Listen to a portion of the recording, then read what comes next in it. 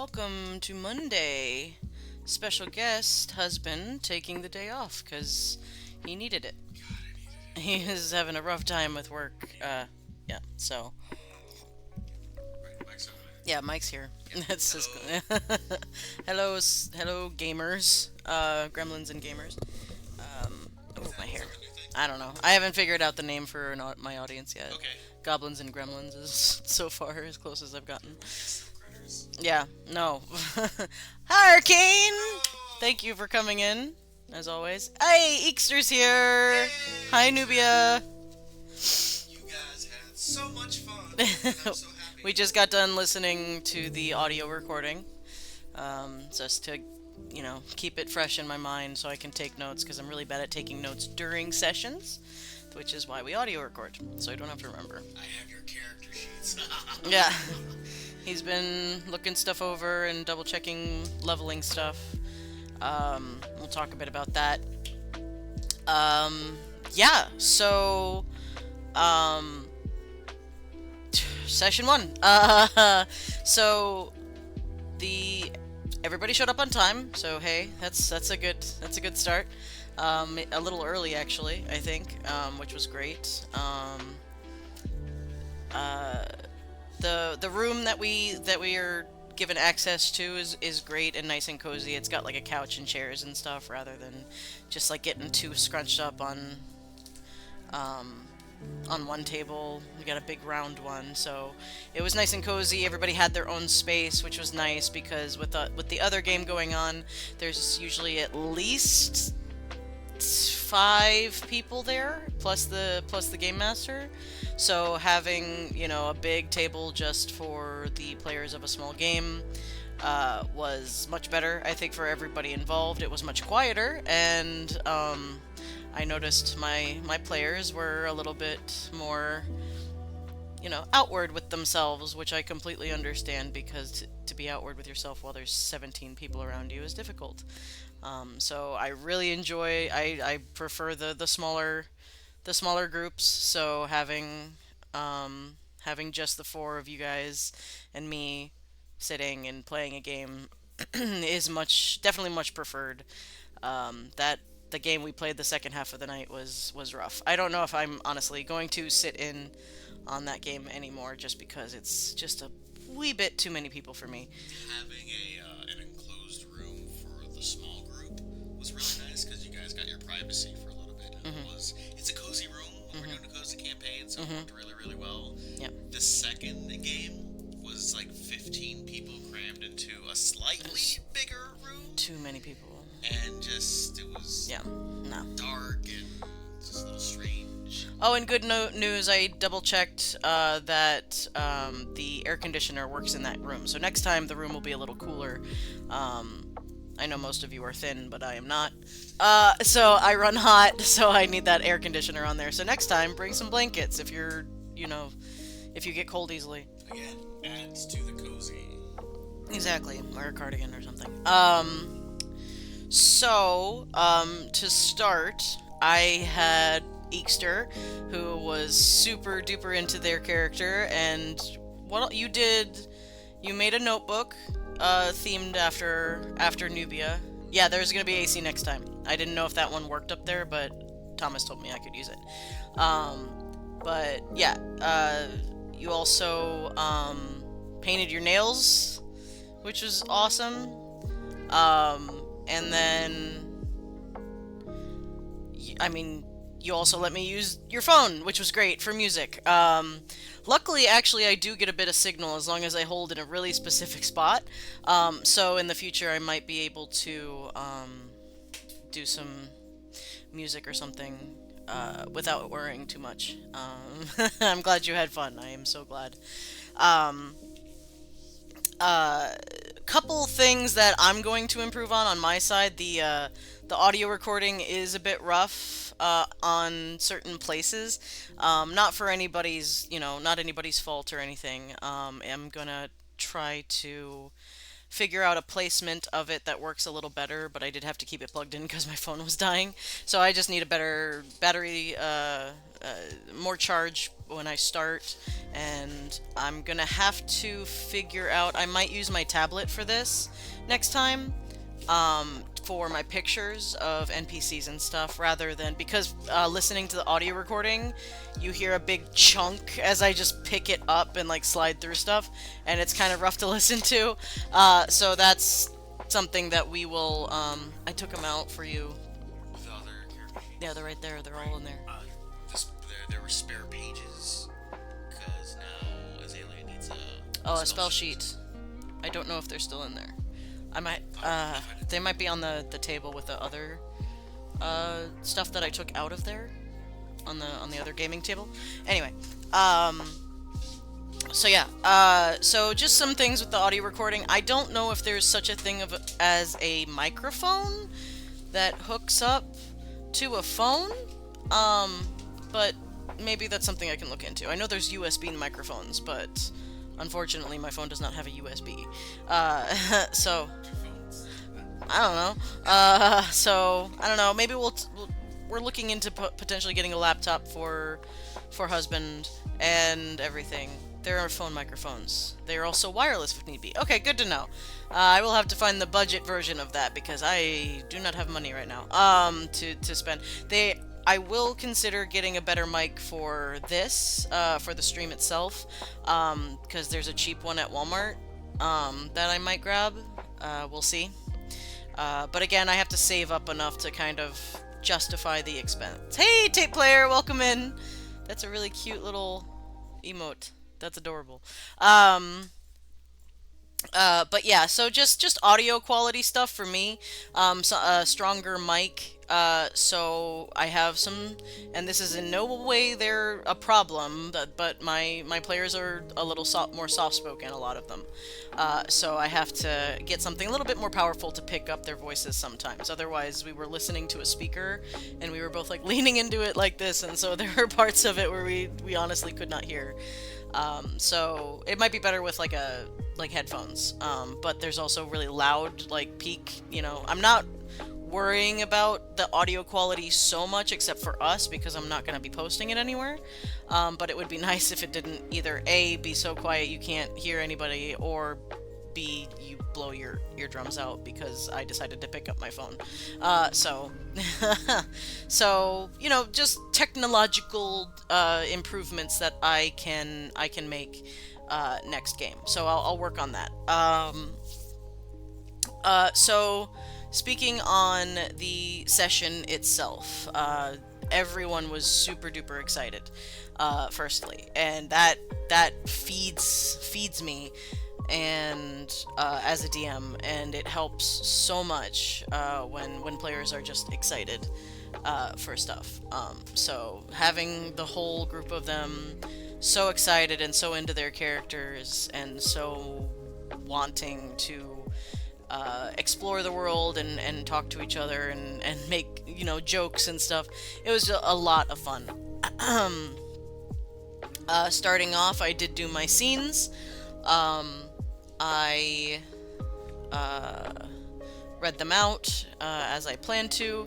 At the beginning, I was a little fast, noticing in the audio recording the nerves, but I did slow down and do okay as I went. I'm pretty sure everybody understood what I was saying, I hope. I gave them their own copies of the opening scenes that they can keep.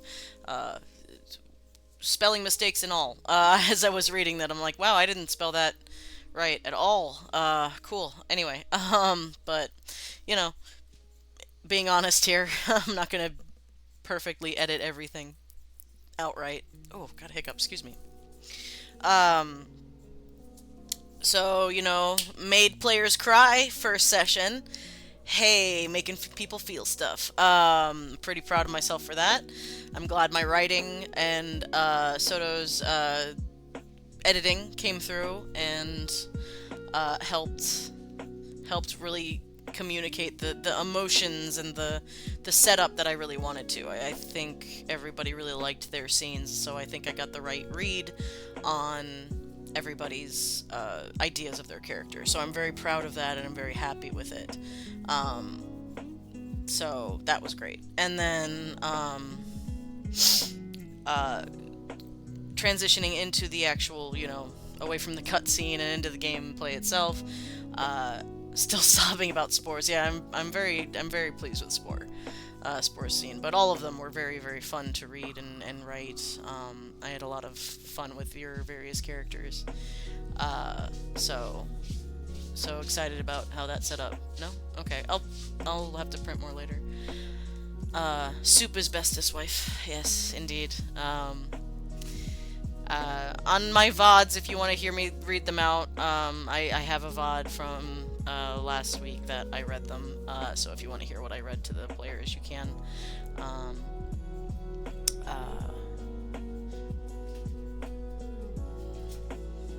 So going from there, we again transitioned into the play itself.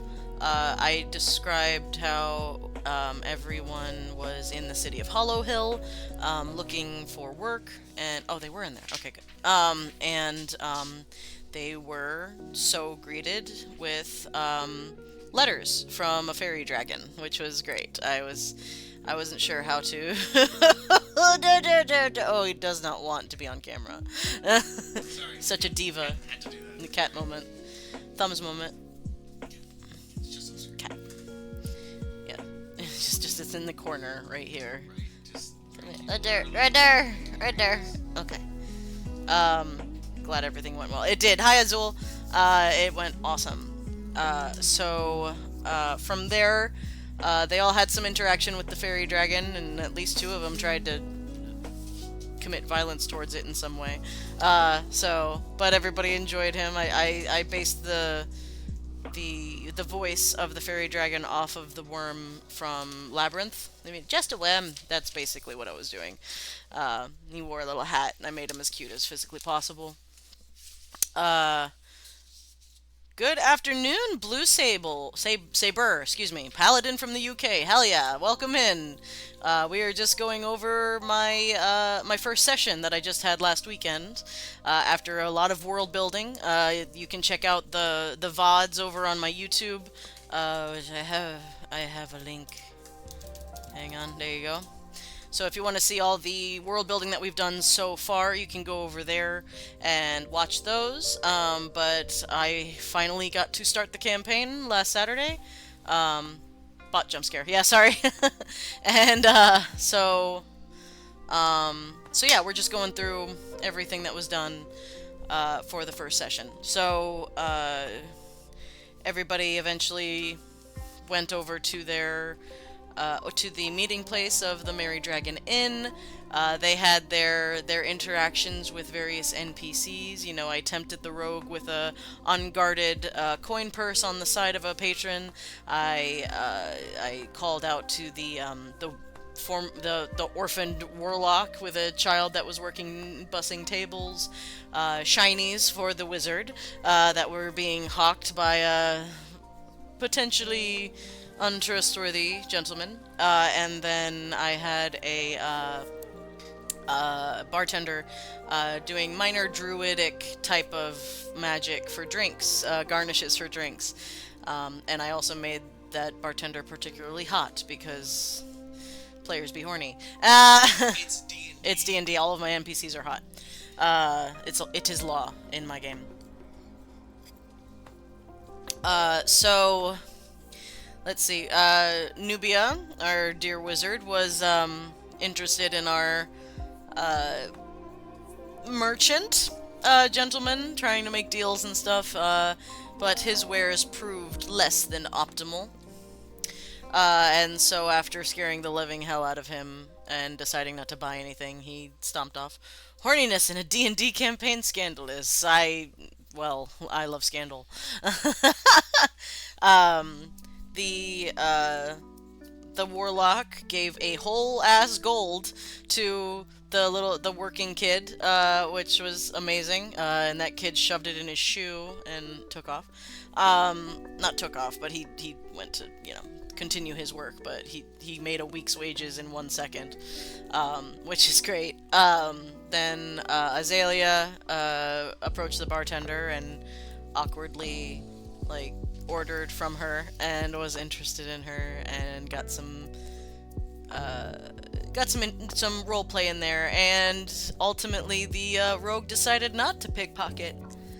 I'm looking at getting back into D&D games. Last time I played was in the 90s. Woo, buddy, welcome back. I assume that's third edition or 3.5. I can't remember if. That might be second. No, I think. Well, it depends on. 90s. I guess one in the 90s. I thought 3 was in the 90s, but maybe I'm wrong. Maybe late 90s, yeah. Yeah. But yeah, that's it. we Do it. do it. Do it. Yeah, we started in the oh god, when did we start? Late Late 2000s, 2000s. 'Cause it like was 2009, college. Earlier? 2008, 9, whatever, something like that. Yeah, because it was Um, community college but for us. we started with 3.5, basically. So we've gone through various editions, including the terrible fourth edition. The fourth edition, okay, fourth edition deserves some flack, but it does not deserve as much as it got.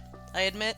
I understand what they were doing, and I didn't like the crunch of it personally. But there are some ways that they dealt with, like at-will powers and things like that, especially when you're building encounters.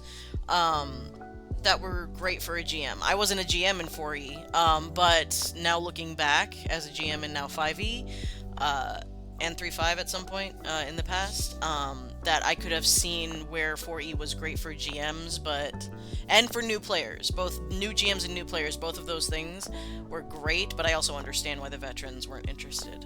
But 5E, I think, it still has some of that, what do you call it? That jank from previous editions. I don't think you can fully get away from jank in a game as big as D&D. How would you say? Well, there's just certain rules that will never be completely solidified, and because people just refuse to, like people still get confused about cantrips and leveled spells and casting, and whether or not I saw a whole write-up on that was only posted like a couple weeks ago. Yeah, I'll have to show it to I you. thought Tasha's took care of that. Mostly, but still, it was still they still needed to elaborate, and they haven't, more or less, or at least they haven't in one place. So you have to like go find a Twitter or something like that and grab all of these I things. think what you're talking about is super duper crunchy stuff that the Yeah. metagamers will find and say, well, it's not written this way or written that way. I have a lot of experience with that playing 40k, and that typically doesn't come up unless you have a player that's trying to power game and make a build that's hyper optimized for killing stuff. And I think one of the things that you're trying to say is that 5th edition still has a lot of focus in its rules regarding combat and being a combat game, as opposed to just an overall role-playing game compared Right. to other systems that we have dabbled in before. Yeah, and other systems that are coming up even harder. Wizarding is hard. No, it's really you'll get it. You got it fine. You know, caster. You've cast magic missile and everything. It's a few layers, and admittedly, Eekster, because I've given you guys some of the first steps for, in terms of choice, maybe you might not have had the chance to really sit down and study and learn some of the magic stuff, because I want to take some of that weight off of you. If ever you want to go into a point where you want to sit down and say, all right, I'm going to be a good wizard, I'm going to actually study this book of rules like a college class. Yeah. Feel free. Yeah. You can absolutely do that. And yeah, see. Yeah, a lot of it experience. is It's getting just experience, doing yeah. It. It took me a while too. Bless him, because he had 15 players to manage. Yeah, he has to once. simplify things a lot. Yeah, he was just like, "What do you want to do? You want to do this? Okay, Roll this. So bam, bam, bam, and here's what you Yeah, do. the Roll some way- dice, and then on to the next person." Yeah, he has to be quick and streamlined and stuff like that. I was a rogue thief, however, I met my fate as I had no defense against from the eye of the beholder and turn to stone. Yeah, that'll do it. That'll do it. There's at least another turn where you can resist it in 5th edition. Yeah, in 5th edition, they're a little bit nicer. You both have been very helpful. I think it's just a matter of experience. Yeah, no, it is, and you'll get it. Steph, his write-up of everything, like, that's, like, even I was reading it going, okay, yeah, this is how this works. Okay, cool, yeah. So it helps me, too, because I am not the rules person. I am not gonna sit down and read every single book and every single thing that I need to know. Knowing the rules for me helps me understand what I'm capable of in a session. Like, what you want to do and what you can do doesn't always line up. And if you have a better understanding of what you're capable of doing, that helps your decision making when you're playing a game. And also helps to avoid when, if you're just starting off and you're like, oh, I have magic, what does that mean? What can I do? And sometimes just having an understanding of, okay, here's the limitations of what I'm capable of, instead of, oh, I want to do this thing, and you're like, well, you're not high enough level for that. But it's magic, but you're not that good at magic yet. Oh, well, and then you kind of get stuck. You get kind of, what's the word? Frustrated and just disappointed, I guess. Yeah. I just want to talk to the silly little NPCs. Fantastic, because I love being silly little NPCs. The cats are deciding to fight when I'm on stream, and I don't approve. They're being silly little NPCs right now. But yeah. Anyway, back to our session. Ultimately, they were all greeted by the bartender, Jacqueline Morningstar, who's a very sweet, motherly, bearded dwarf woman. Having a co-DM certainly helps. Yes, it does. Somebody that's very good with the rules, where I just want to tell a story and make silly little NPCs. That's all I want to do. And, have fun. Romance. Yeah, and romance, yes. Romance is such a fucking big thing for me. Why are you starting shit and hissing at him like he's doing something wrong? You have no teeth. You're not scary. Is this cat cam? I don't know. Do we No, I can't. Mortal Kombat music? Yeah. Mortal Kombat. Anyway, you're being a shithead. Stop it. Anyway, so they were each greeted by, as a forever wizard, it's good to know that casting Magic Missile for every single turn is also completely acceptable. Oh, yeah, of course. Magic Missile was Yeah, when you want that 100% hit. Yeah, absolutely. It's just, fuck you. Yep. Right, so, they were all greeted by Jacqueline and brought to a room where they met each other, and that was tense, and nobody changed names except, finally the little forest goblin demanded everybody's name, which was great. Everybody's, of course, distrusting of each other in their own way. Hopefully we will slowly make friends with each other. We will see. From there, they were greeted by Flora Flutterby, the person who had the job for them. Big, thickly built woman with a very soft voice. She gave them some details of the job. They didn't they didn't question too much of it. They were just like, cool, how much money? All right, go. Cool, let's do it.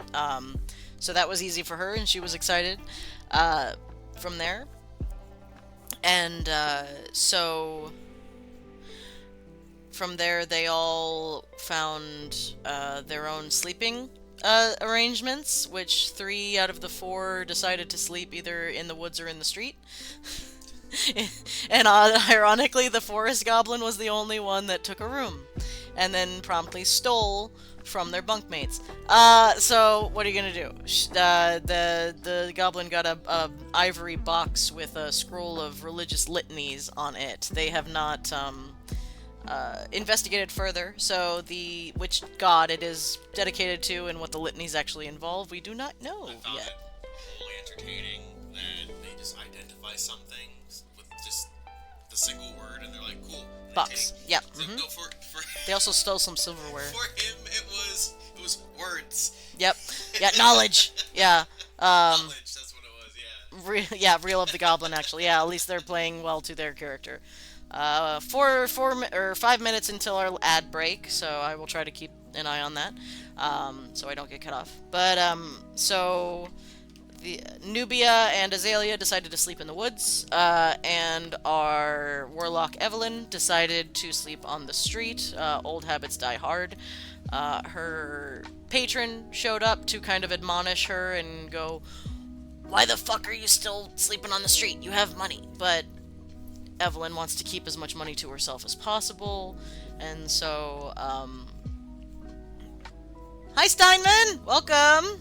Good to see you. We're just going over how the first session went. Yes, Wonder Woman. That shirt is good luck. This is a good luck shirt, which is why I'm wearing it. After the session. I wanted the stream to go well. Yeah, so from there, after her patron admonished her, the Puck gave her his cloak, which was very kind of him. Sounds like it went well. It did.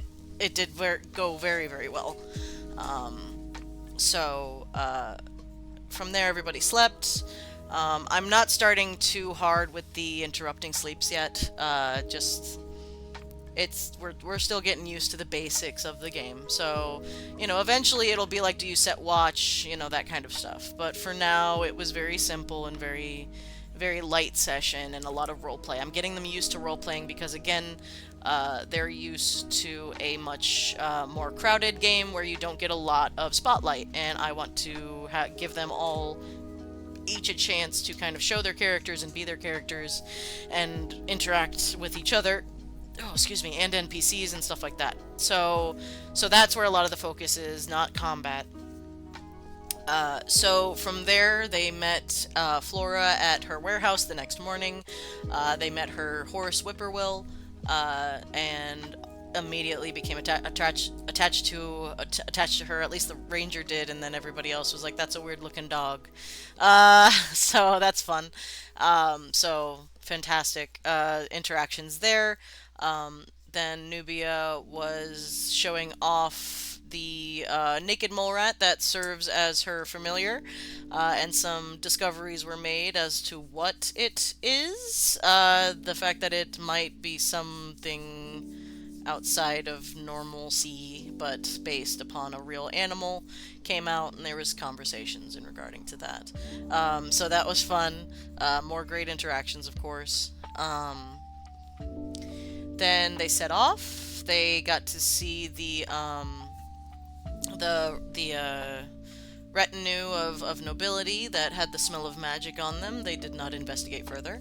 Then they got to see the ruins of a former settlement that was attacked by a dragon. Some questions were made about that, but again, nothing to really further investigate because it was so far away in time. It was like 5 years prior, that kind of thing. And oh my god, why? Sir, no. Cat time. Cat time. Could you go elsewhere, please? Maybe? No. Cat. Cat cam. Oh, you're so fat. Hi. Okay. This is what happens when you interrupt a stream. Yep. You're gonna get camera time. Minutes. Okay.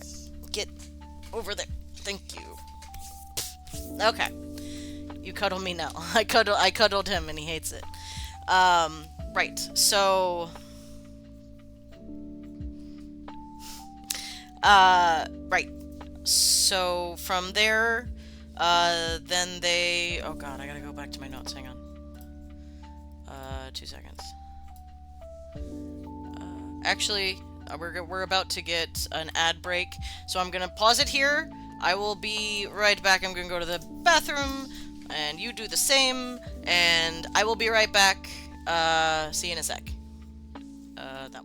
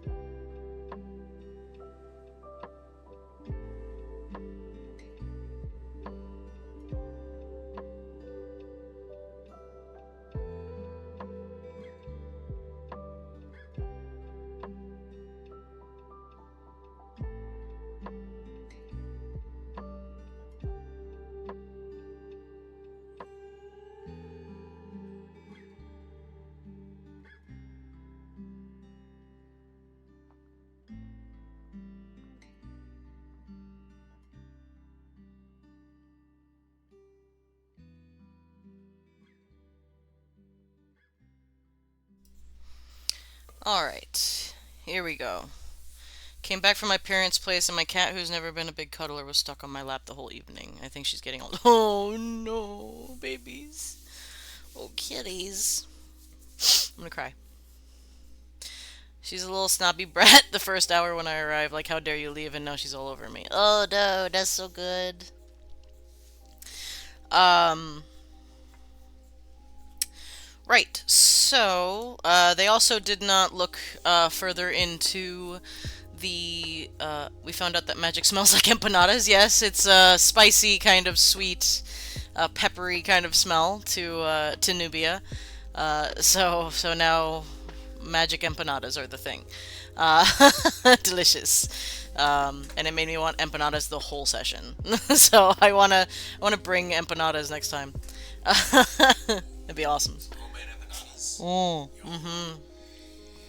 I don't know if they travel well otherwise.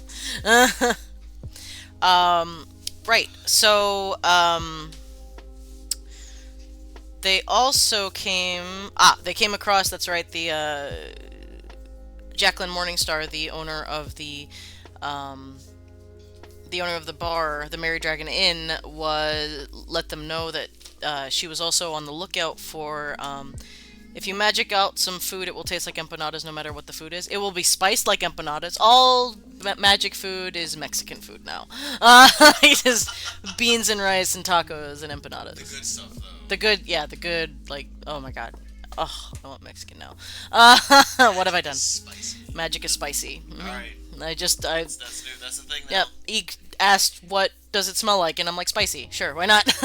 That's the first thing that came to mind. So, there you go. It makes sense, because it's not just heat, it can be... Yeah, there's a tickle in your nose. There's, sense, yeah. Like Indian food too. Yeah, something in there. Yeah, spicy. Spicy as in full of spices. If you can align schools of magic with certain spices, like something smells like Evocation smells like something burnt. smells like, star anise. That's cute. That's something we never That's thought of yeah. We're not using the schools of magic really, but yeah. before. Oh, okay. Yeah. That's magic then. But yeah, the type of magic might come up. From there, the next day of traveling, they, after the bartender let them know that a former employee took off with the till one night, she asked for them to keep an eye out for this particular person and try to get any gold that he might have thieved back, and she would offer them a percentage in doing so. So they came across a field of like lavender flowers, really beautiful, and they saw evidence of a trail, like somebody running through it, and heavy breathing in the distance.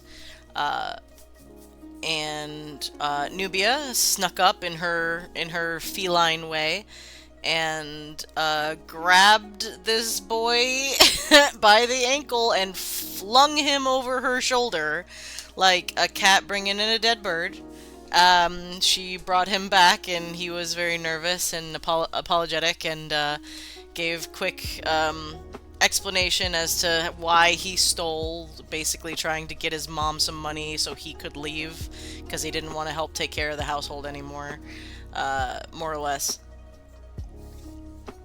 There was some awkward and hilarious interactions. He was terrified, obviously. He didn't want to die for taking the gold, the till. So he gave them back the money, and they dropped him off at Dairydale.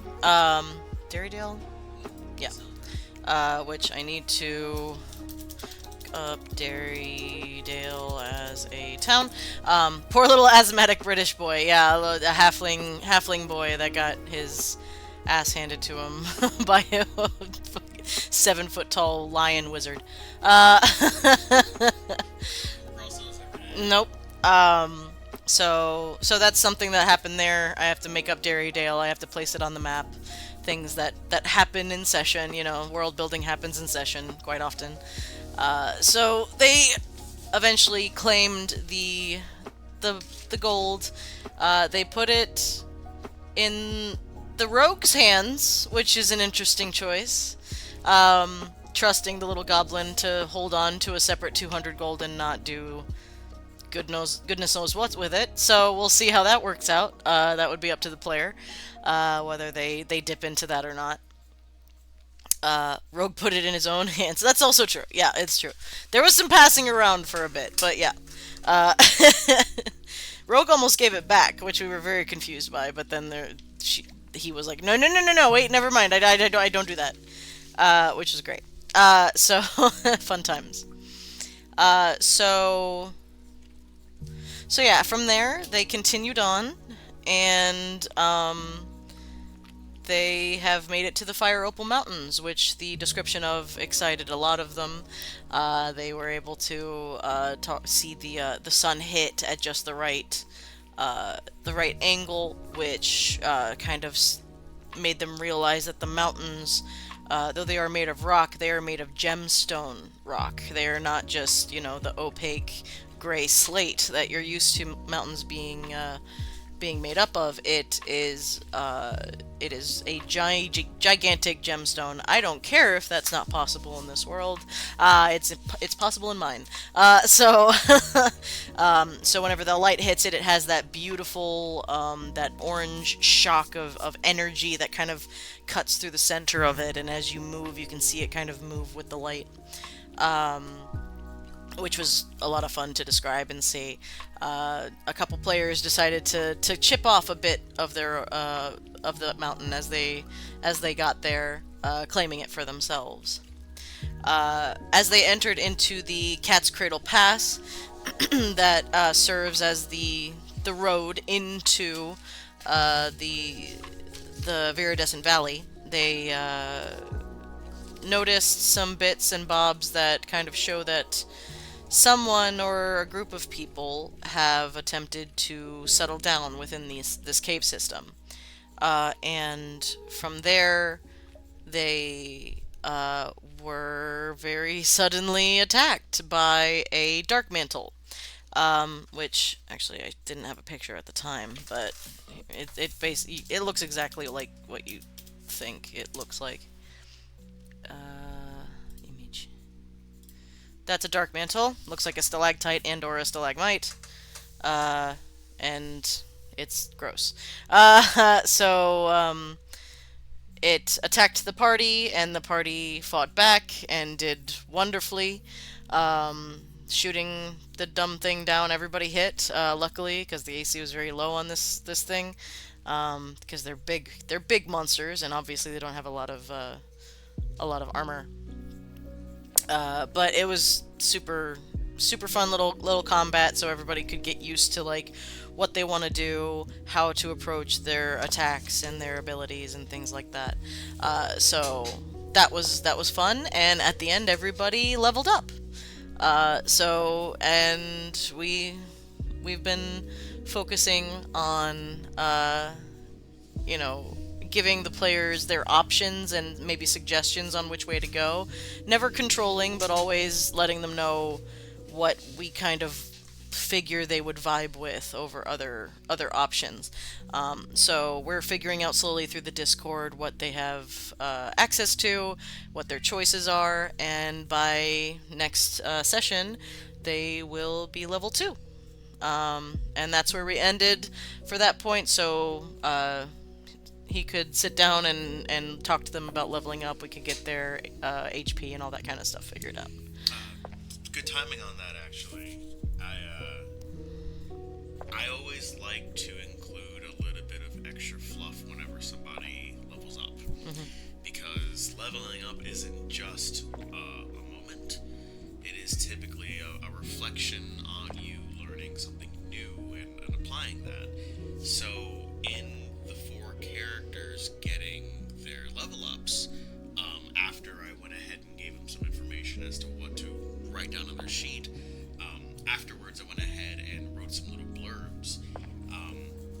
Taking Evelyn as an example, we have this Uncle Puck Archfey character that's her patron, and like any good uncle, they provide when they need to. They made sure nothing's for free. They'll rib you a little, they'll make comments, but ultimately they're there to guide you without having the full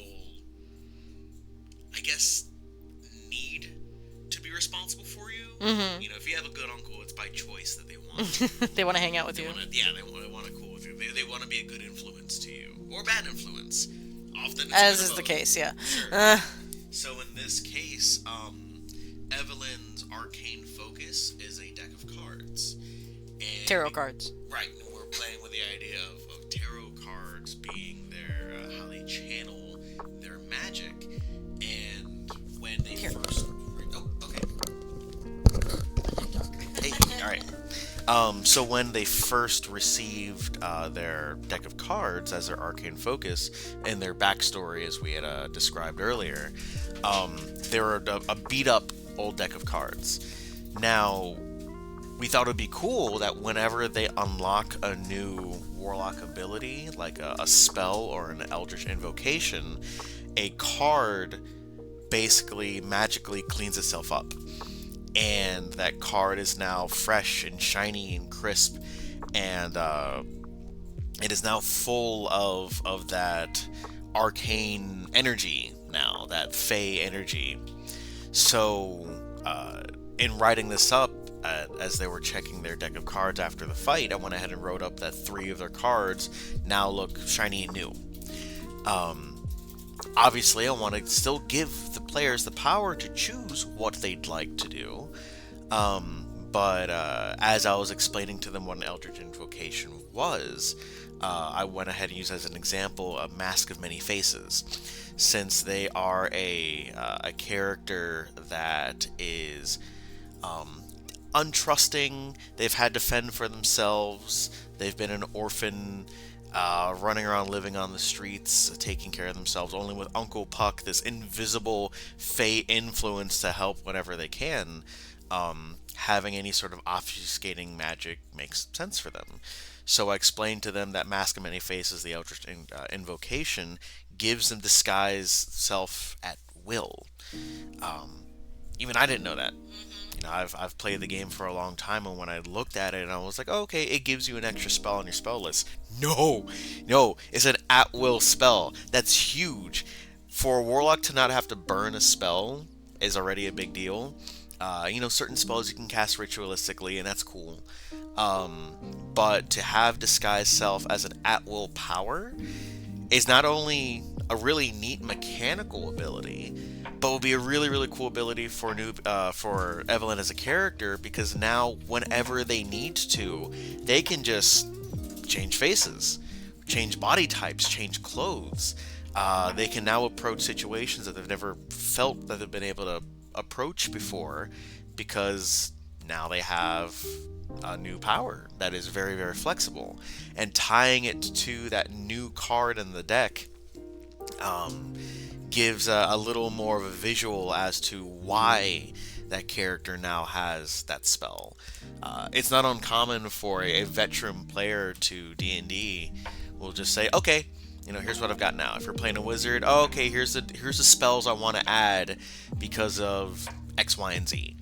I know this is a good spell, this is a bad spell, this complements this, I can do a lot of damage with that. What was that? Cat finding things.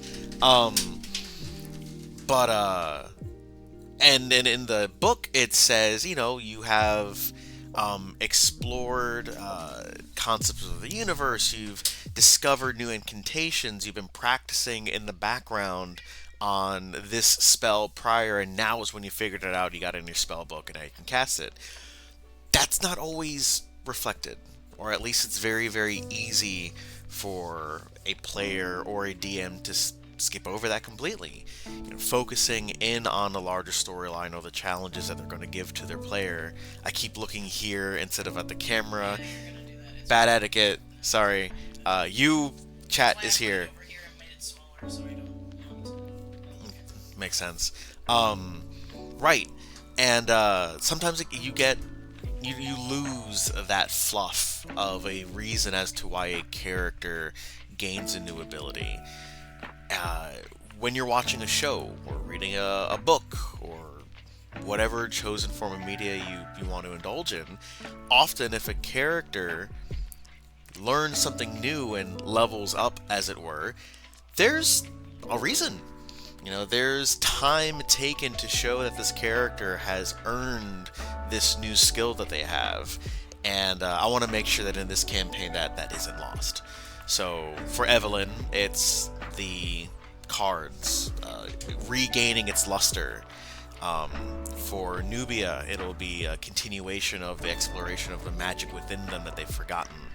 I have a write up for Nubia and helped guide them on what their next character class level should be, specifically on what school of magic, since we don't really traditionally have schools of magic here, and was able to think up of a cool way to use some of the Tasha's examples to give them something a little bit more flavorful to the path that their character is kind of already on now. And yeah, that is our intention. If our characters ever want to sit down and really get into the meat and potatoes of the rules of D&D and come to us and say, hey, next time I level up, I'd like to do this, or my character's practicing on this because I want to get this feat later on, or maybe as they're traveling or they're having downtime, they say, hey, what will it take for me to earn this skill when I get to this level, or even just learn it now? We're here for that. We're absolutely here for that. And instead of just saying, okay, level 2, here's what you get. You get some HP, you might get a buff. We really want them to get excited to grow into their characters, not just through story, but mechanically as well. And I'm trying to help facilitate that a little bit. And if any of the players listening in have any questions on that, I've got the Discord right here. If you need help with choosing the spells or what's available to you, I'm down. If you want to do it yourself, cool. I'm happy to do that. Just assume that at any point in the day that my phone is on me, and even if I'm working, and if one of our players is like, hey, what's up here? I'm on my phone. I'm taking a break. That's how exciting and important this is, because it's something I really enjoy being involved in. So yeah, I will pass on the mic. Okay, so pardon any sounds as we adjust the mic and pass it back and forth. We will get an actual mic one of these days, I promise. So, right. So everything went extremely well. The only issues that were there was like technical issues, like me, forgetting some things, or getting the audio recording is kind of janky at places because I kept moving around my phone. So I need to get my phone and just use it as the audio recording device and not touch it. So like I said, I'll probably put the pictures that I need to reference on my tablet next time. It'll be easier for everybody to see anyway because it's a much bigger screen. So that's like the only thing. Otherwise, I'm giving out inspiration to my players as they buy more into these characters.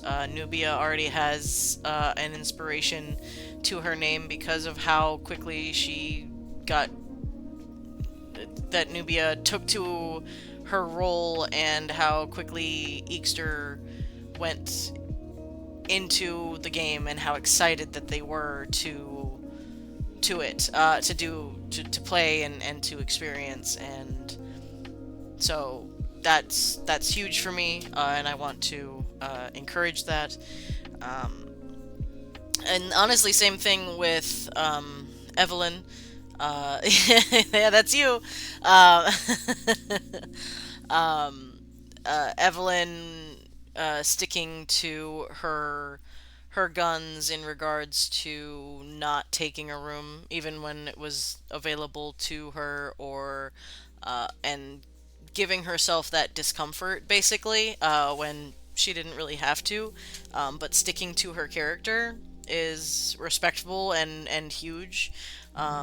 So that's another like inspiration, things like that. I'm probably not gonna do necessarily just one inspiration at a time. I think the cap we usually go with is 3. But if you do something really fucking cool, maybe I'll keep going. I don't fucking know. But you know, there are rerolls and stuff, and it's fun. Or we could do a pool thing like in uh, Oh, whatchamacallit?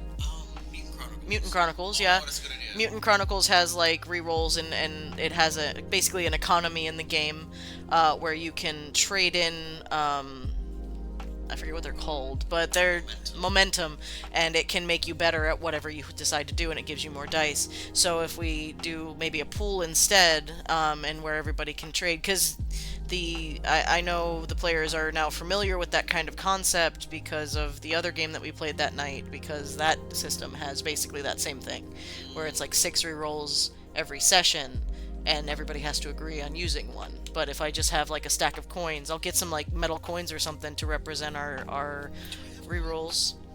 I don't think we have really cool metal ones. I think we. Brett and Wendy have the cool ones from. Oh, they got those Pog Yeah, Slammers. those things were cool as hell.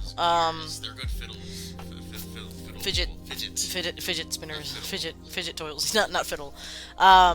So yeah, we'll talk about that in between and see if they want to treat it as an economy or a personal type thing. We'll figure that out. Anyway, so yeah, and it went so well. The only thing is, and this is no again nobody's problem, but I wish I could go longer. I always do, generally, but we did find a really excellent place to stop for the first time so they could level. But from now on, I wish I could go at least 4 hours. The session was 2 hours and 19 minutes, which is not a bad amount. We got a lot done. We got through a lot of my notes and what I planned. So I'm not complaining, but I always want to go longer, and I want to give the players more options to explore and do cool stuff. So that's like the only thing I wish I could make work. And depending on what schedules change and evolve and whatever, we'll figure it out. And the fact that our game is every 2 weeks instead of every week probably will help people plan a little bit better and make that time. But of course, you know, there's schoolwork to worry about and work to worry about and all this other stuff. So it's not a huge deal if it doesn't go off. And if the other game, perhaps if the other game master can't run that night, we could go longer. So it's, you know, it's all up in the air, and I'm happy to get more time. But if all I get is 2 or 3 hour sessions with them, then I mean, clearly we can get a lot done in that time. So I was very happy with it. Water. What? This chair is broken. If I ever fall backwards, well, clip it and maybe I'll go viral for eating shit on stream. Just yeah. So yeah, and you know, in between we'll just be filling out character ideas and leveling up and things like that. So they're very excited. They're going to get more access to cool stuff. They're going to stay at level 2 for a little longer than, you know, the first session. I just knew I wanted to get them to level 2 the minute they finished a fight, basically. So that was all planned out, and we'll see how getting to level 3 depends on how much they branch out in their abilities, how much they pay attention to what's happening and what they accomplish in the actual in the game itself. Will decide when they get to level 3 and what they get access to in there. So yeah, it went incredibly well. Everybody was really focused. Nobody, you know, there was nobody on their phones, which was exciting because I mean, it's a younger group, so I wasn't sure how much phone time was going to be a problem, but I had no issues, and I am over the moon about that, honestly. I try not to be too stingy about that kind of thing because I know it's a thing you want to do, but the fact that so many, well, all of you were so focused and were so in the story, just it makes my GM heart very, very happy, and I'm glad I'm making it interesting enough for you to not have to, pick up your phone and do stuff. Oh, and doodles. Oh, reach into the Trapper Keeper and get the pocket in the front. There have been doodles. I bought a here. Let me do this. I bought a I bought a sketchbook specifically for the campaign. Because a lot of my players are artistically minded, I hope that Bunkin is okay with me sharing these. I know Eek, you're okay with it, but uh, there's I just got a whole sketchbook so we could eventually fill it all. I'm very excited for that. We got. Let me see if they come across. There's one of Nubia. Here, you got it. I got it. Yeah. As long as you credit him, he's usually fine. Yes, of course. This that is Eekster's drawing, I believe. I assume that's yours. And then thank you. And then we've got some of our Goblin Rogue. He's looking at a pot of soup and saying everything reminds me of her. He's just thinking about his wife. And then Soup is holding some mushrooms and everything reminds me of him, and it's super cute and sad, and I love them so much. And they're so good. And then Evelyn drew the card backs belonging to her and her patron and what they look like and the differences between. So that'll be cool. Maybe there's some free thing that I can get access to where I could actually make them. And have like reference to them, but it's like diamonds and spades. We've got a scanner too. So Yeah, but if I want to actually like make them as a reference. Okay. Speaking of that, Do you want these? yeah. 1 second. Going back to conversations before with Evelyn, that's cool because that just reminded me. I didn't realize that you have a shared folder, Yeah, I bought this doodle folder for them. That's so cool. That's incredible. I had noticed in Evelyn's character sheet that when I was talking about the disguise itself of Three Masks and Many Faces, that they liked the idea and brought it down. So I was like, okay, cool. What would be a tarot card that would match the spell disguise self? So I was looking through Wifey's one of their tarot books here. Oh, thank you for the follow, Sir DB. Thank you so much. Yay! Thank you. Yeah, and the Hermit fit pretty well because it says wisdom through experience and seeking solitude. And I was like, oh, okay, obfuscation. So now, Evelyn, if you're watching this later, when you want to use that spell and use that ability, you pull out that card and as your somatic and verbal component, like you're playing Yu-Gi-Oh, you pop it out and you're changed your appearance. So maybe that'll be some inspiration. We could look through more of these tarot cards. Yeah, right now I'm focusing on the major arcana, but as she gets access to more spells, it's like the first 20 Oh. cards, basically. Okay, so the Hermit's a minor one? No. Oh, is it? Okay. Ad break. Ad break in a minute. No ad break on now. I don't know why we didn't. Oh!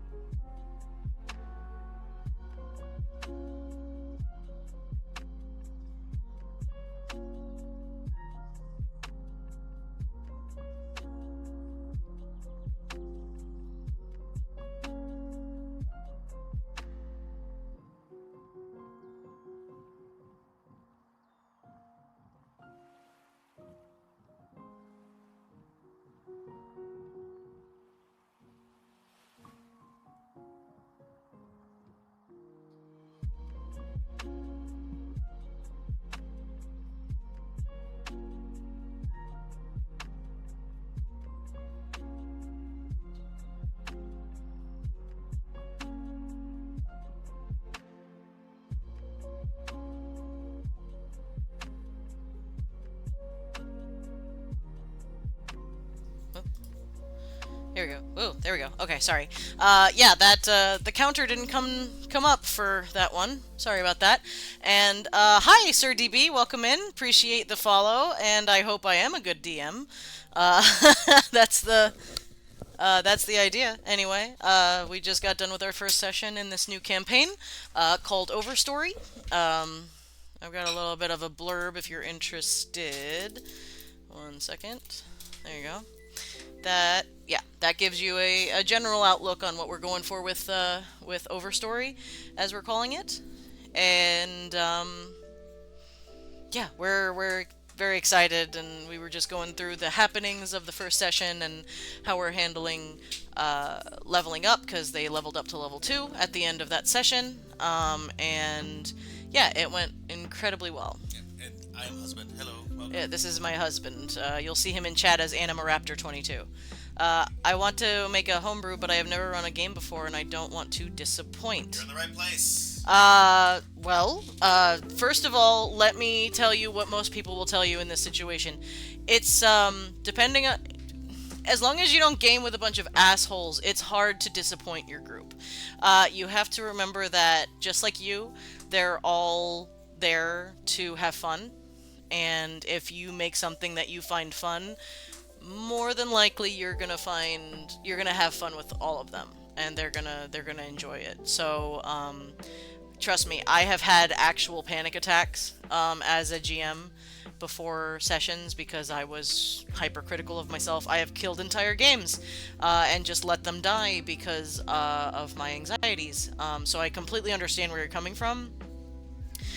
This campaign that I just started is my first foray back to group D&D in like 5 years. Up in between that, I've only been DMing for my husband because it's a lot more relaxing to run a game for the person you trust most in this world. So what I will say is, do your homebrew if you would like feedback on it, and a community you can bounce ideas off of. You can join us on the Discord, and we would love to have you, and we can all... My world building is kind of the conversation starter in this stream, but it is not the only thing we talk about. I am here as a hub for many creatives to talk about not only their world building, but their homebrew, their characters, their NPCs, anything having to do with creating a world, whether it be an RPG or not. Just fantasy, mostly fantasy. Of course, we could talk about cyberpunk and futuristic stuff as well. But fantasy is where my home is. But my husband is very interested in all kinds of genres in between. So if I can't help, I can get him on it. And then there are plenty of others.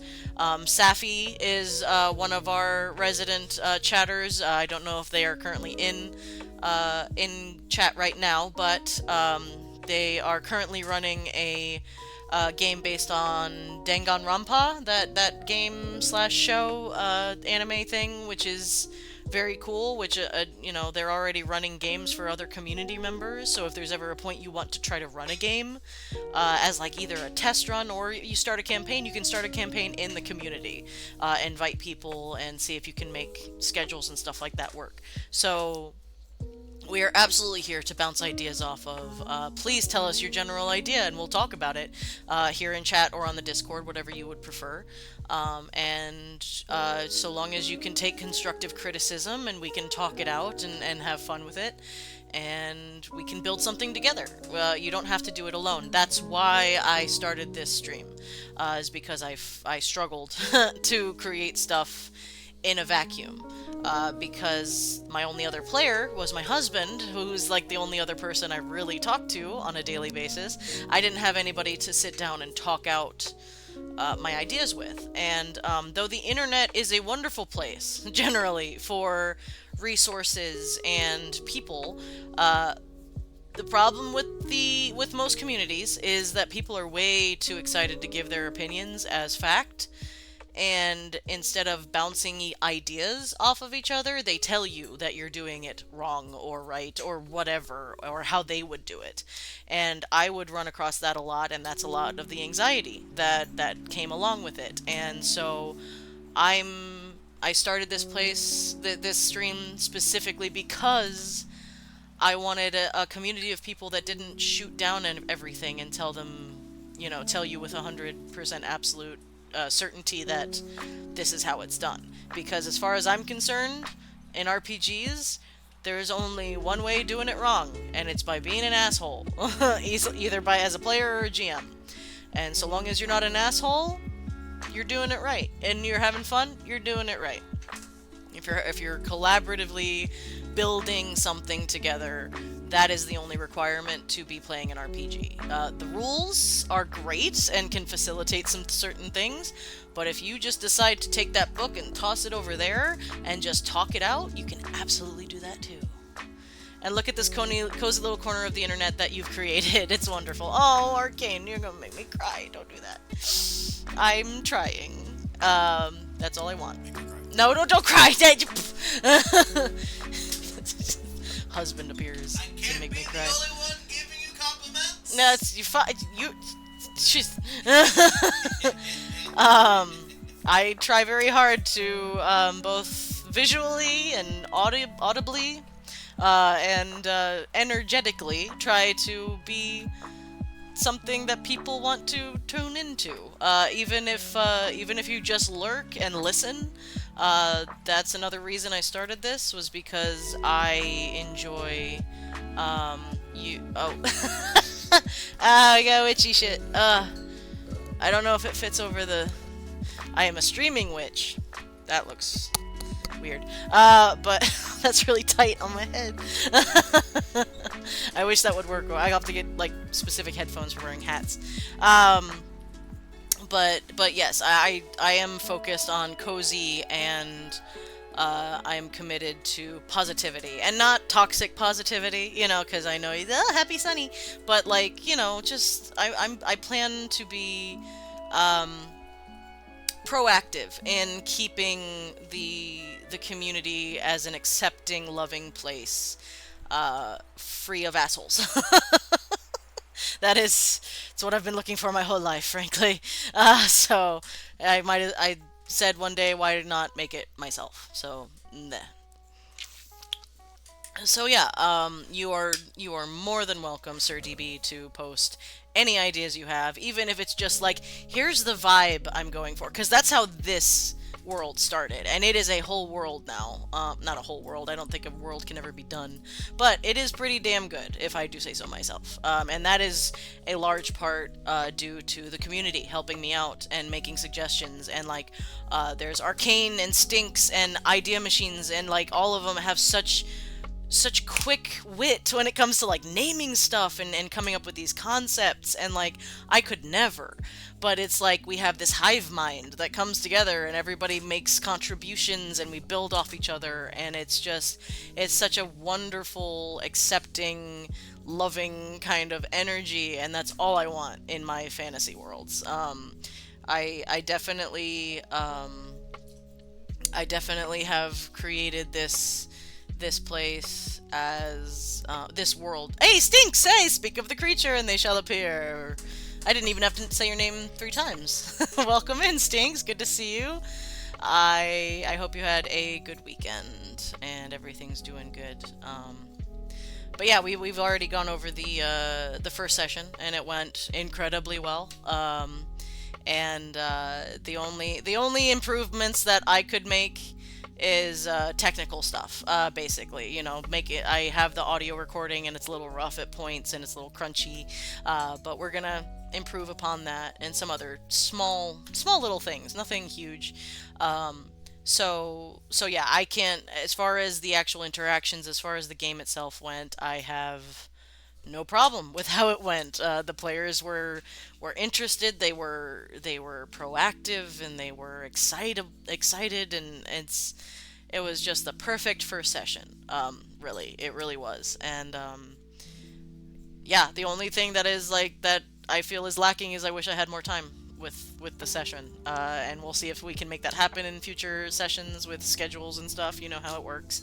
But My players were just so excited, and that made me excited, and feedback loops are fun. I want to thank every single one of you that have ever made any suggestions on this and helped me through writer's block, and just the fact that I've gotten so far doing this, because it's literally because of you all, because I would have second guessed myself and quit like 3 times by now if I was just doing this alone. So it literally is, I hope you all realize, because of you guys. I was listening, I was just trying to find the lore I've written, but I failed. That's okay. Even if you just have a general idea, please feel free to share it. We're here to help and bounce ideas off. But yeah, everything went amazingly well, and you guys helped me keep it going. I'm glad I can be helpful. Also, I'd like to let you know that I made some changes to my Bard subclass that I posted. I felt the features needed some heavy tweaking. Oh, cool. This was the Dragon Bard? The Dragon Bard? Yeah, husband really enjoyed that, by the way. He'll go on the Discord and talk about it maybe later. But yeah, post it on the Discord, and we'll take a look at it if you want. Some eyes on it for any reason, either just to see it or give thoughts or critiques or changes, whatever. So yeah, just let us know what you want and post it. Absolutely. But yeah, so everything was great, and yeah, I'm excited for the next one. Just I have a lot of stuff. Distant, hell yeah. Okay. So yeah, I have a lot to continue to build, run through as we go into the second session. I don't think I have to plan too much more as far as the actual sessions goes. So Wednesday. Oh, that was the other thing. Wednesday is Honey Day. It is Valentine's Day, but in this world, we have made up entirely new holidays, and the Valentine's adjacent holiday is Honey Day, and so we will be. Where are you? Hang on, Harkin Song, I believe. Yes, Honey Day. So we are gonna do something a little not so different. We're still gonna be world building and chatting and stuff, and it's probably gonna be a little bit longer of a stream, but I'm gonna be baking something on stream. I'm gonna try to figure out my camera setup and make it fun. I'm gonna be baking something because the whole idea is on Honey Day you bake something for your beloved or friend or what have you, and you present it to them as a Valentine, basically, as a honey tide. And if you cannot bake or you need something to fall back on, you get the person you're interested in a bee. A bee, yes. It can be anything bee related, because they are your beloved. Beloved, yeah. And so I plan to make some sweet stuff. I haven't figured out exactly what I'm gonna make. It's gonna be honey based though, to fit the theme. You relocating the entire thing? I don't really need to. I just need to. All I need to do is get this cleared off and then turn it, and that's basically where I'm gonna do all of my work. Oh, and then the baking will just be The baking will just be there. I'll just do the mixing and stuff, and we'll talk. Okay. And then hopefully this reaches, but we'll figure that out. Maybe I'll get a mic by then, who knows. But yeah, in addition to me baking on stream and talking about stuff, I would like to see y'all bake or make bees. Make something, either it can be, you can write something if you're not an artist person. You could, arcane, you could do, I don't know, a map based off of a honey hive. That would be fun. If you wanted to do something like that. Or you can make sculpey bees, you could paint something, you can draw something. Just something, bee map, exactly. So that was, my idea. I'm not telling you what to do, but, if you wanted to do something like that, feel free. It would be super fun, and I will, if you post them in the Discord on that day or a little bit afterwards, I will post them on the Instagram and on the threads and stuff. So please plan accordingly, and show us your sweets or your bees or your honey or whatever it is, and we'll have a lot of fun doing that. Here we go. Oh, SirDB. Oh, connecting to chat. Why? What? Am I connected? Am I on? Welcome to the chat. I don't know what happened. The chat went weird. Okay, I hope I didn't go away. Okay, Sir DB. I can't find what I had, but my basic idea was the following. A desert continent, okay, that was once a lush jungle, sure. An ancient evil, lich, evil god or demon, cursed the land, and even after their death, the land remained cursed, but as of recent, there has been a dust storm that travels around the land, and anything living that is in it becomes dust, but it seems to avoid the main cities for now. Interesting. Sounds very grimdark, which is not what I build, but absolutely lots of worlds do that kind of stuff. It's interesting that it's avoiding the major cities, and you get to decide if that means because it's sentient for some reason, or if it's just happenstance and weather. That puts up a lot of possibilities. There is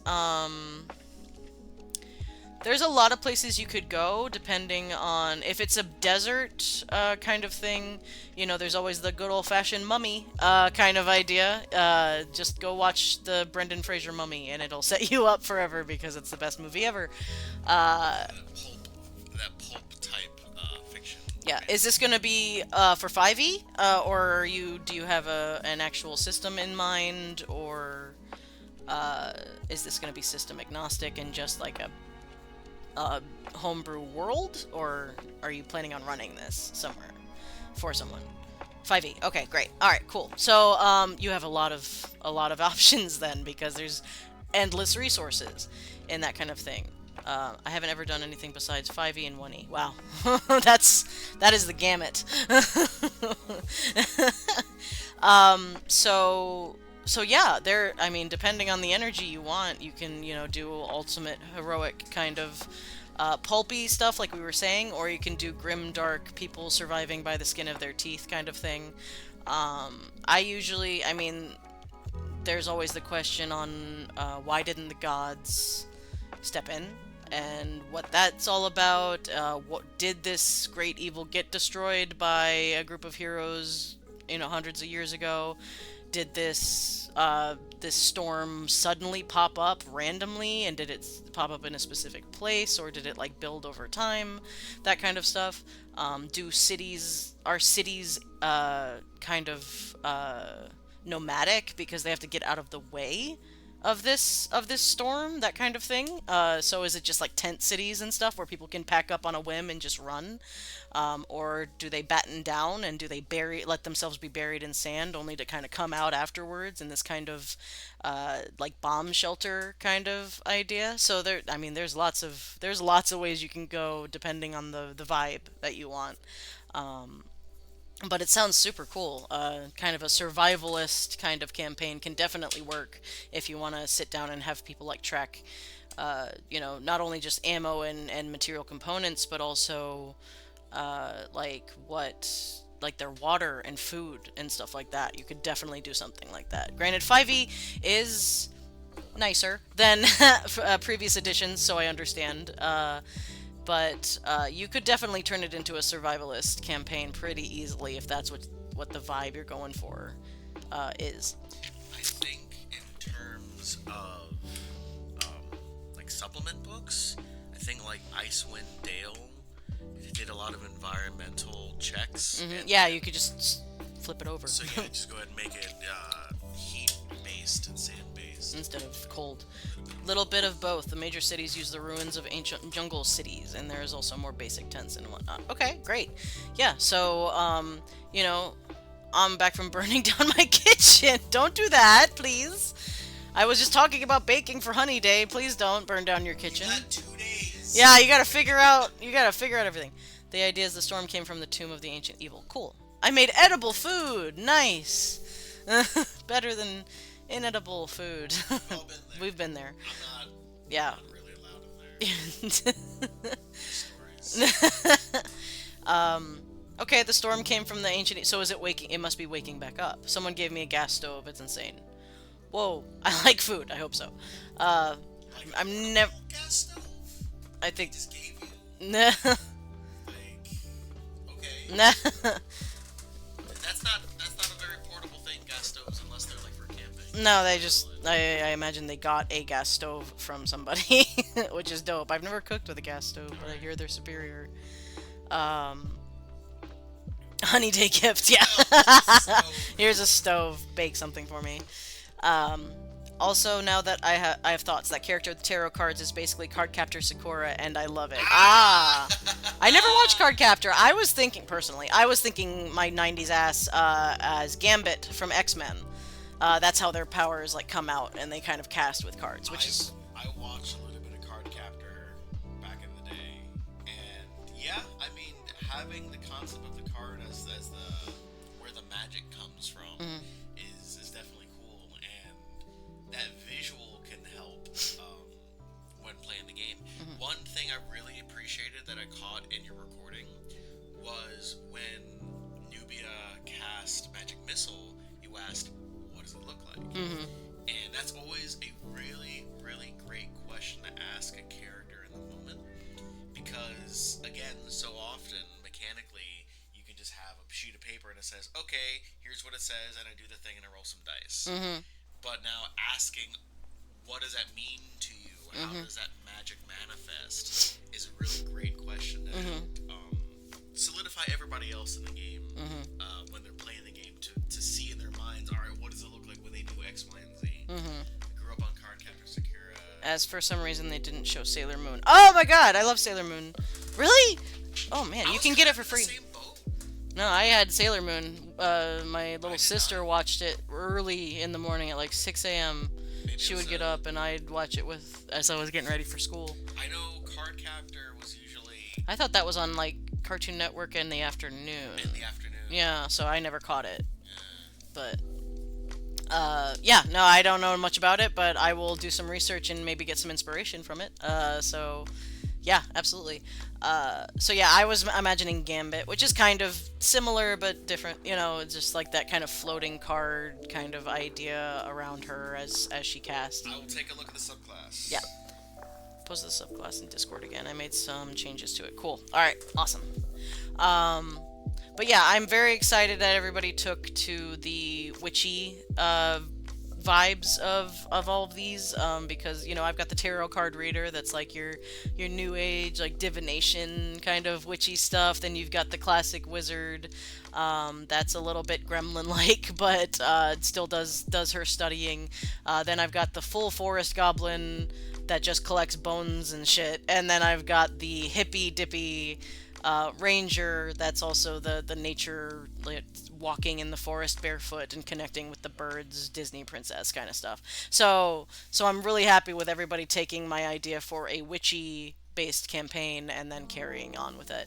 I'm still desperately trying to create Yu-Gi-Oh! Tarot card themed character where you, the player, has to actually draw cards, but it's hard. Whoa!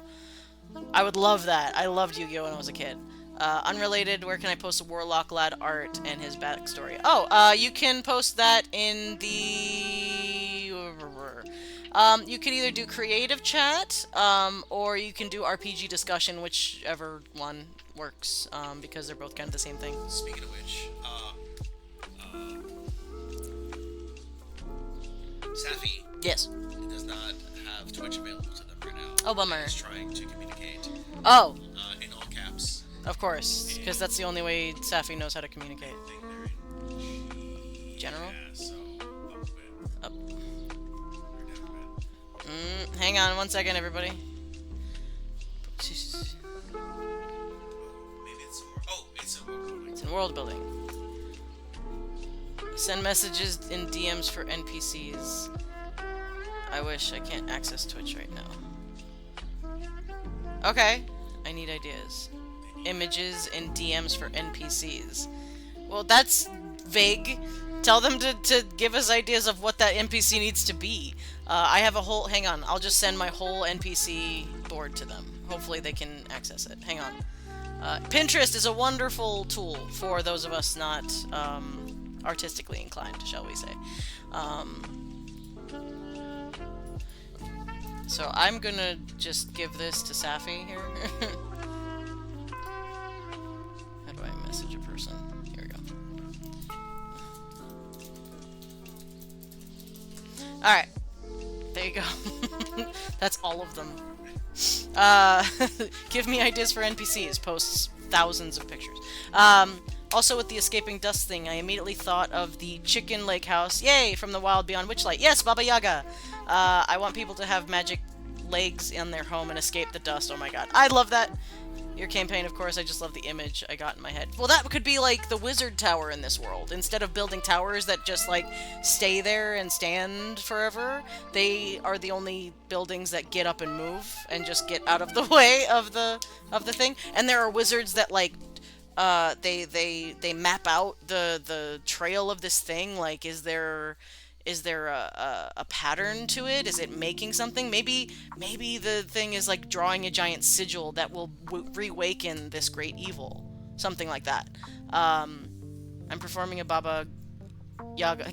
Baba Gaga. Gaga ro mama ga.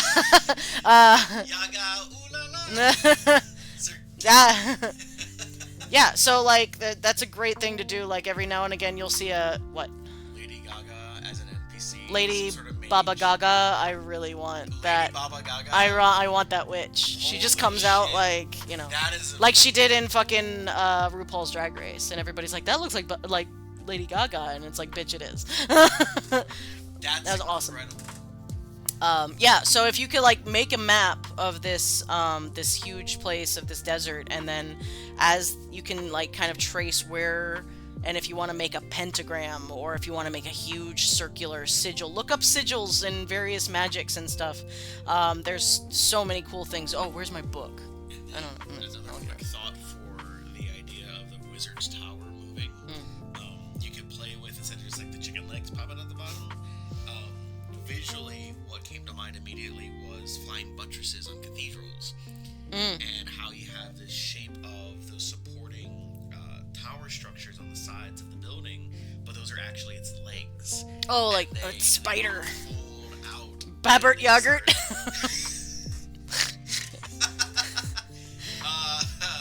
Bubbered yogurt. Oh, hydrate. Thank you, Sir DB. I do need to hydrate. Thank you very much. My turn. Oh, I have my own bottle. What am I doing? Stop that. Cheers. Sláinte. Yeah, Sláinte, yes. But yeah, look up various sigils and stuff. There's so many throughout history that you could use, and depending on how long you want it to take, you can definitely do a lot of cool stuff with that. Oh, ad break. God damn it.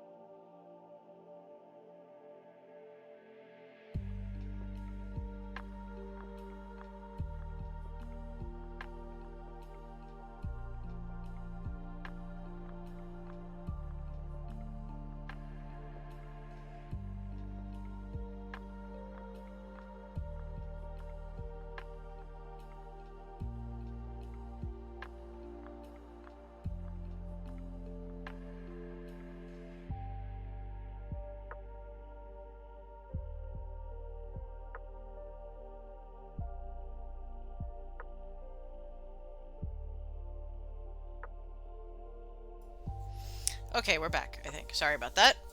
I keep getting food ads.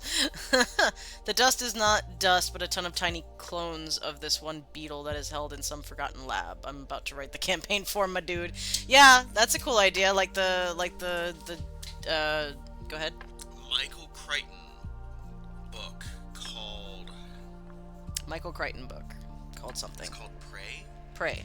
It's an old sci-fi book. It's an old sci-fi thriller about this secret base that was producing nanites, and the nanites started to build themselves out of control and become like this all-consuming thing. So, I think it's called Prey. Pretty sure it's called Prey.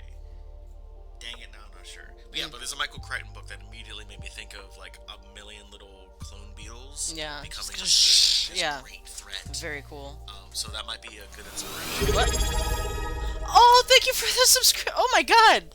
I don't have a lot of... Wow, thank you. I don't have a lot of emotes right now. I'm still learning how this works. I am so sorry. I don't have a lot, but you have my eternal thanks. And, I will... I have a lot of research to do in Twitch stuff. Yeah, huzzah! Huzzah for the Tipper! Huzzah! Thank you. That's what we should say whenever somebody subs. Huzzah for the sub. Huzzah! I like that, actually. Thank you, Sir DB. You gave us that idea. Yippee! Wow. Thank you so much. Oh my god. I didn't expect to get so many people so fast. I'm gonna get emotional.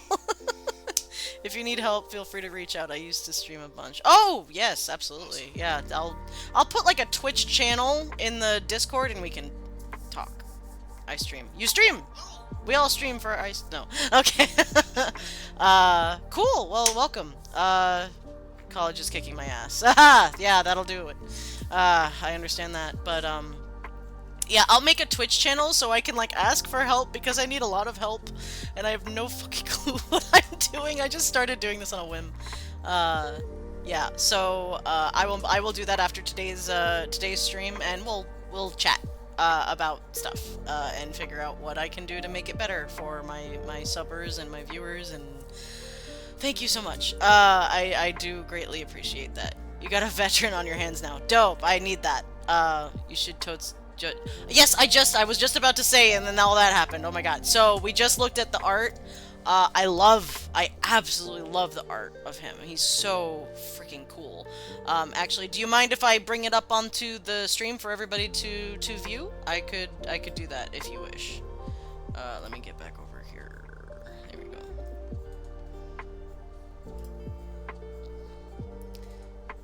Okay. Here we go. You don't mind. Okay, cool. Alright, so here is... I love this. Kind of, like... Oh, so cool. He is much good. I love the goth vibes. For a minute, I thought when it was kind of zoomed out on the Discord, I thought there was, like, crystals, like, in his scars for a minute. Which I was just like, is that, like, amethyst in his face? Which is dope as hell. Is it? Oh, sorry, my bad. Hang on. Sorry, that's the one. Haha, sorry. I forgot. So yeah, I absolutely love the goth vibes here. And yeah, I thought crystals were in his face for a minute, but yeah, either way, so cool. I love the staff design and the way his magic looks in it, and the fact that it's like a sword and a staff when his scars glow purple. Okay, well there you go. Very cool. Here we go. There we go. That's better. I really like it. That is so dope. It's got that gothic medieval kind of stiletto shape to it. Yeah. It reminds me of some of the daggers and stuff that I picked out for memes. Yes. Yeah. They had really. That weapon is dope as hell. Very cool. I will absolutely read this, and I will give my thoughts on the Discord. Just because stream. But thank you. I want that stuff in real life, for real. It's sick. It is very cool. I love the way the colors of the energy show up on it too. Kind of make it almost looks like a Caduceus staff. Very cool. Thank you for showing that. Yeah, but I will read that. I will definitely read that later because I want to know more about this character just by looking at him. Is he a fiend warlock or fae or what is he? Yeah. What's his patron? But yeah, thank you for sharing that. That's very cool. Great old one. Yeah. Lovecraft shit. All right. So yeah, I am over the moon with how the first session went, and I'm so glad so many people are coming in and enjoying us talk about the world itself and bouncing ideas off of each other. Yes. World's tree. The world's tree. We're crying. World's tree. World's a tree. World's a tree. Uh, so yeah, it was fun figuring out the ideas of a flat Earth, basically a flat material plane, rather than your classic planet. That was fun to think about, and making it an actual tree is super. Whoa! Oh, he's adorable. That's very good. He's very good. He's all right. But yeah, we'll talk about streaming stuff on the Discord because I don't know if anybody wants to hear about it on the stream, so we'll do that. I will probably ask you a lot of information. Wednesday, we're gonna do a little bit more world building. I think in between my baking, you made your entire. I did. I made a flat tree Earth that people live on top of, and then on the other side, underside of. So it's flat all the way around.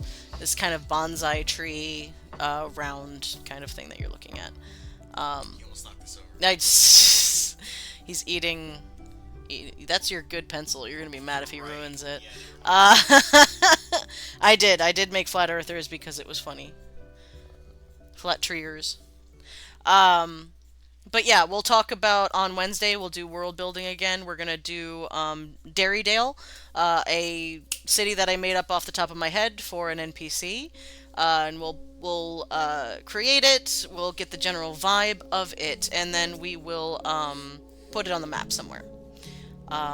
If you figure out anything useful that I would need to know about a flat Earth, let me know, because I'm worried it's going to vastly screw up. Well, here's the thing. I am not worried about real-life physics making sense in my world, because I don't have time to do that. And, like, if people come in chat, which they have, and mentioned how things work, or how they would work in a flat Earth, then, what does the edge look like? That's an excellent question. Go ahead. I have an answer. Do you want to go? Yeah. Okay, hang on. He'll describe it. He's better at describing than me. Nerd out about our world building for a second. Okay, hello. All right. So to answer specifically Steinman's question, Pirates of the Caribbean. I don't remember if we saw the edge of the world in Pirates of the Caribbean.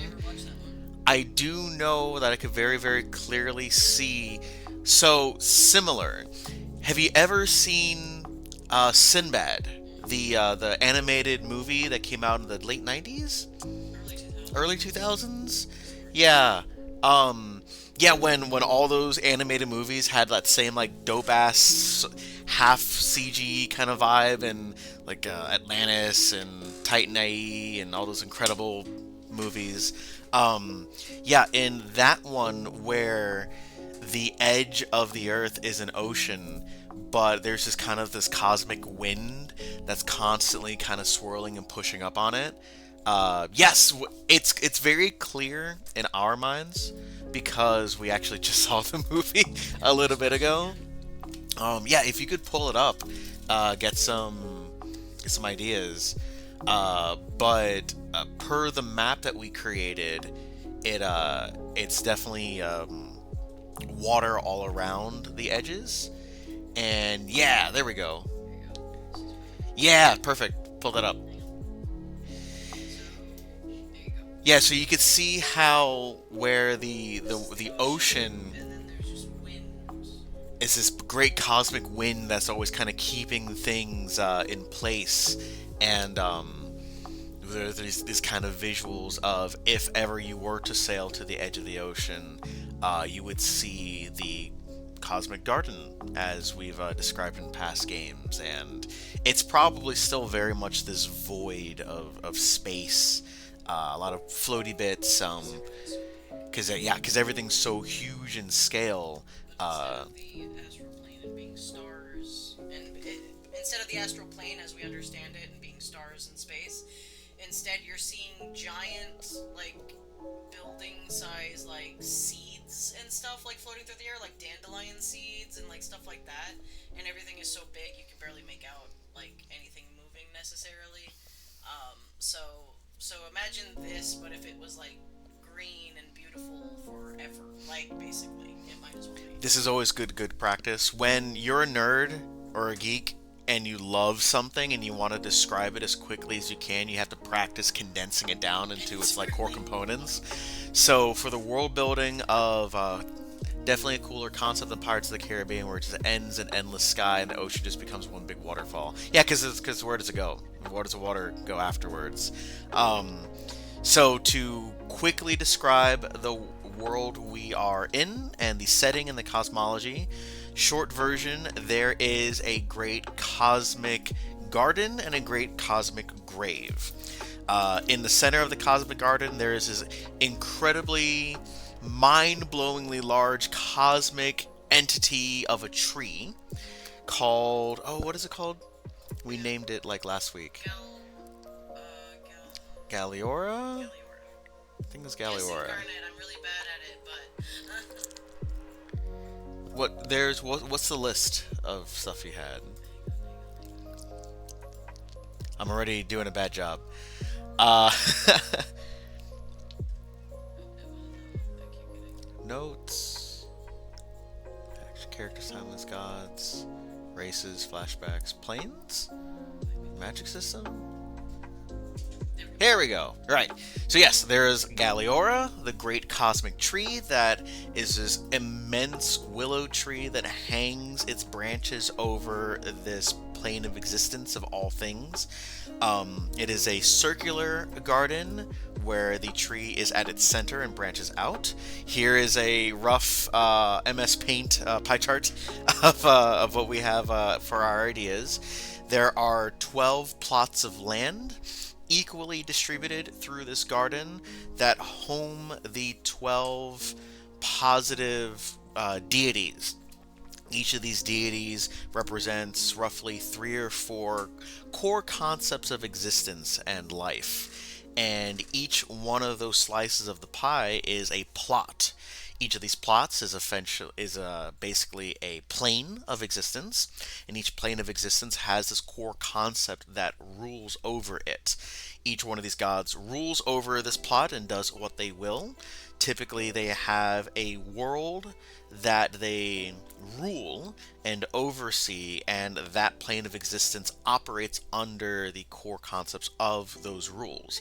Not different from in Faerunian lore, where you have um, the astral plane, you have the abyss, you have the elemental planes, similar in concept, but we have it in a physical garden of cosmic life, as it were.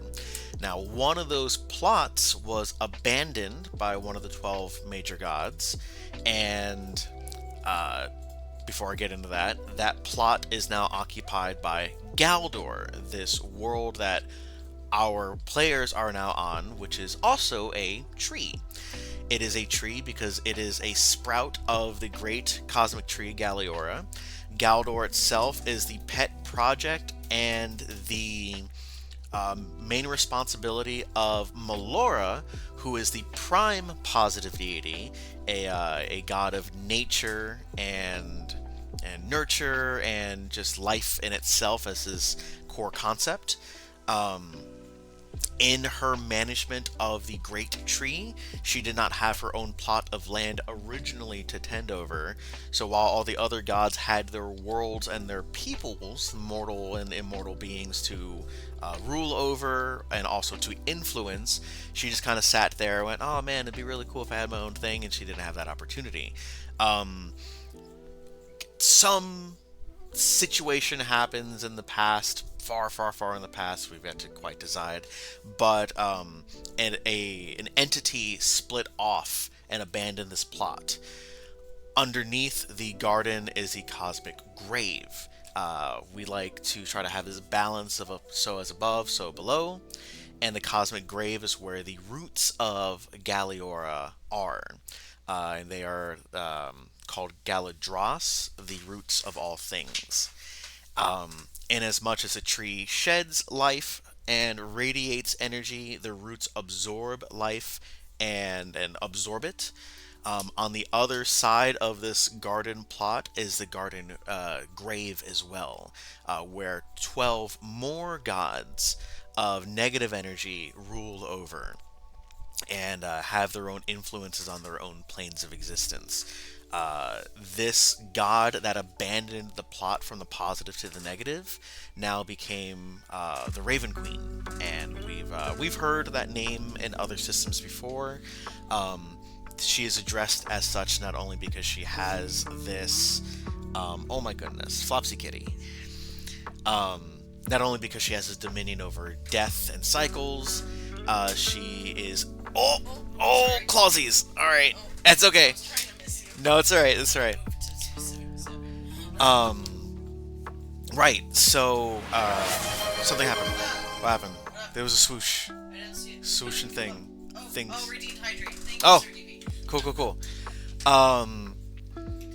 Right, so the Raven Queen, who once had a name when she was up above, now has renamed herself or has a new title, and now we have these two positive and negative planes of existence mirrored on each other, garden and grave. Galdor being in this abandoned plot was planted after Melora found the opportunity to have her own plane of existence to rule over and care for. These roots grew down into the cosmic grave, and just as the cosmic tree has roots, Galdor also has roots. This root system extends into the grave, and now it kind of serves as this pinpoint connection between garden and grave that was prior to this disagreement impenetrable. And now in the tree itself of Galdor, we have the overstory, which is the canopy of the tree that all life is on, as seen here in this map.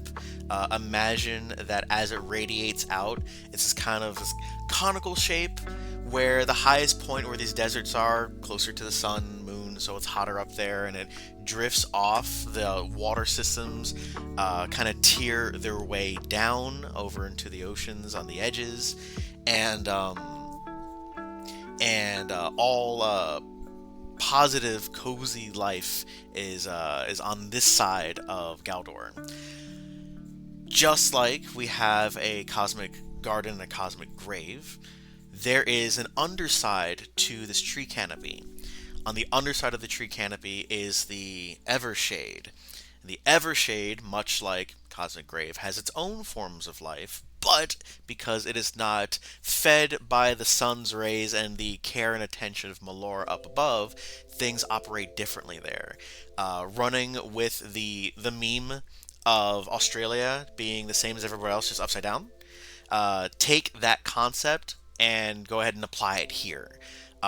Whereas Galdor has its life operating vertically, the Evershade is the other way around. Gravity's inversed. And sandwiched between the Overstory and the Evershade is the Veil. This sort of wibbly wobbly.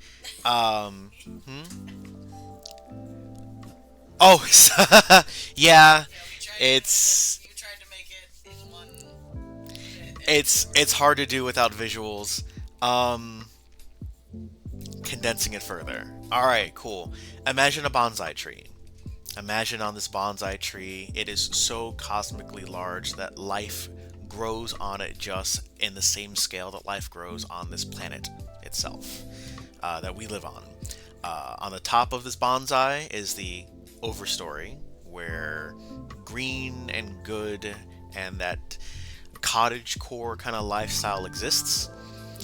On the underside of the bonsai tree, where all the branches are and the foliage is another essentially the Underdark is an inverse civilization as well. Sandwiched between these two things is also kind of a what's the word for spaces in between? A liminal space that makes it difficult for them to interact with each other. But if you take that concept of this world tree, this bonsai tree that is large enough to sustain life, take that and now magnify it as it reflects the universe that this tree stands in, dictated very similarly by a cosmic garden and a cosmic grave underneath where the gods actually live and interact with.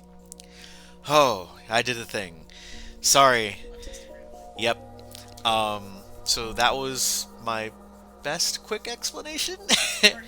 We did a lot of this world building a couple of months ago when we first started it, and yeah, we have VODs that go through this, and that's okay.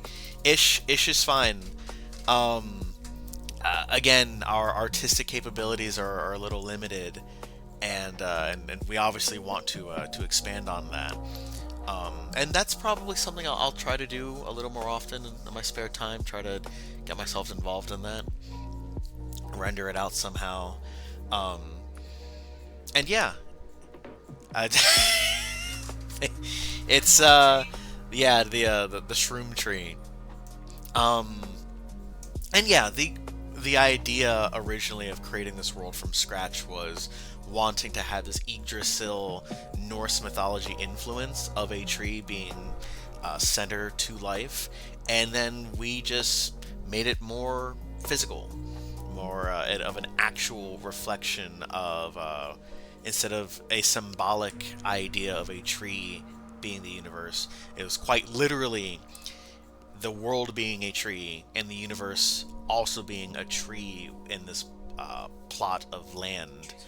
Trees all the way through, to help match the core theme that we're trying to reach for in this D&D campaign of having this cozy undertone to everything. There's still going to be, yeah, world is a tree. Yeah, the running joke a couple of weeks ago was that we're going to make the world is a tree as our war cry, and try to meme that as much as possible.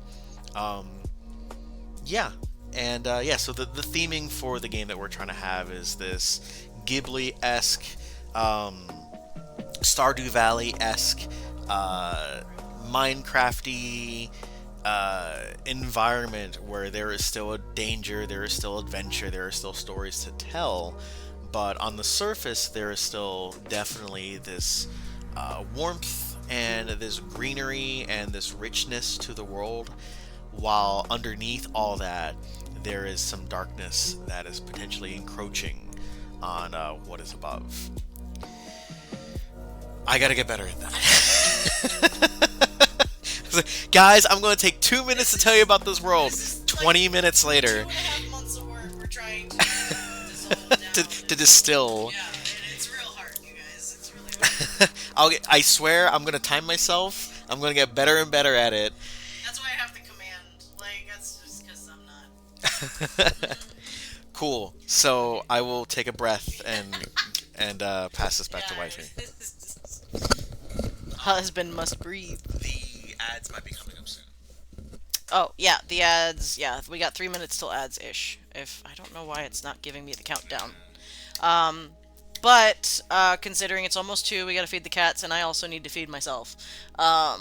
I think we're gonna end it here because we're gonna do a long stream on Wednesday for Honey Day. I love it, but I'm also personally aware of my extremely tiny attention span. I haven't seen it as... Okay, that's fine. I understand. Alright, cool. Haven't seen ads twice now. I don't know. Oh, there haven't been any ads? I don't know. I have no idea. It's weird. Oh, so they're not getting ads. Alright, well, that's Twitch's problem. Anyway. But yeah, we're gonna go ahead and end it here, because again, on Honey Day, Wednesday, we're gonna have a nice long stream. I'm gonna bake stuff. So please, make your cool stuff, draw your stuff, write your stuff, whatever it is, share it on the Discord. I'll share it probably after the stream itself or during, whatever. We'll figure it out. But yeah, it's gonna be super fun, and that's our first like holiday stream kind of, which is gonna be super cool, I think. Yeah, I'm super excited as well. And yeah, so I will see you guys on Wednesday. I will be at in the Discord in between, so please feel free to like post any thoughts or ideas or anything in regards to the channel or the world or anything and what you're working on. But yeah, stay hydrated. Go play pretend sometime today. Take care of yourself. Happy early honey day. And we will see you then. And go make stuff. Okay? You guys have a great day. We love you so much. Thank you so much for your support. Okay. Bye. Okay.